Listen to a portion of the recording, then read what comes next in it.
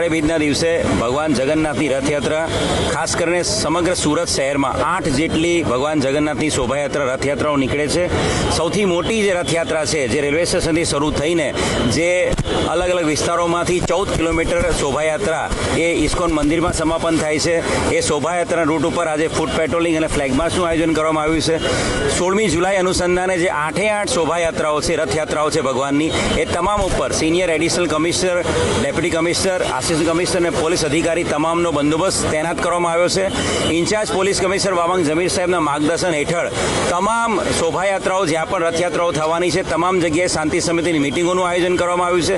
Flag March અને ફૂટ પેટ્રોલિંગનું પણ આયોજન કરવામાં આવ્યું છે અને સાથે સાથે શોભાયાત્રા રથયાત્રાના દિવસે ખાસ કરીને તમામ વિસ્તારોમાં પુશિંગ સ્ક્વોડ સાથે સાથે સ્ટેટિક બંદોબસ્ત સાથે સાથે ડીપ પોઈન્ટ બંદોબસ્ત અને ધાબા પોઈન્ટ બંદોબસ્ત એમ 5 માળખામાં બંદોબસ્તનું 5 લેયરમાં બંદોબસ્તનું આયોજન કરવામાં આવ્યું છે અને એની સાથે સાથે ક્રાઇમ બ્રાન્ચ એસઓજીની ચુનિંદા અધિકારીઓની ટીમો દ્વારા પુશિંગ સ્ક્વોડ તરીકે પણ કામગીરી કરવામાં આવશે।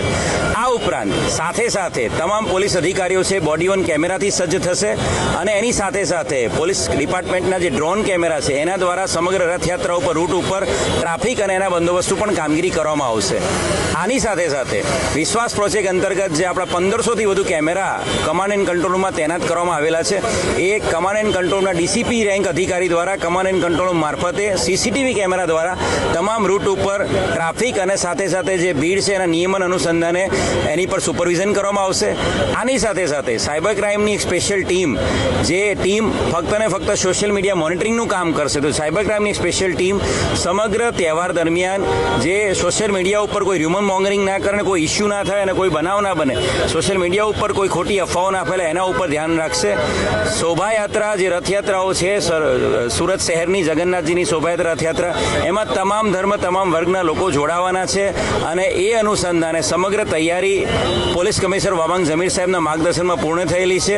હું સુરત શહેરની તમામ જનતાને આ તમામ શોભાયાત્રાઓમાં દર્શન, કીર્તન અને પ્રસાદ માટે જોડાય એવી અપીલ કરું છું અને તમામ લોકો સેવા, સુરક્ષા અને શાંતિનો જે મોટો છે સુરત શહેર પોલીસનો એ અનુસંધાને આ શોભાયાત્રામાં પણ સુરત શહેર પોલીસ તમામ તૈયારીઓ કરી લીધી છે।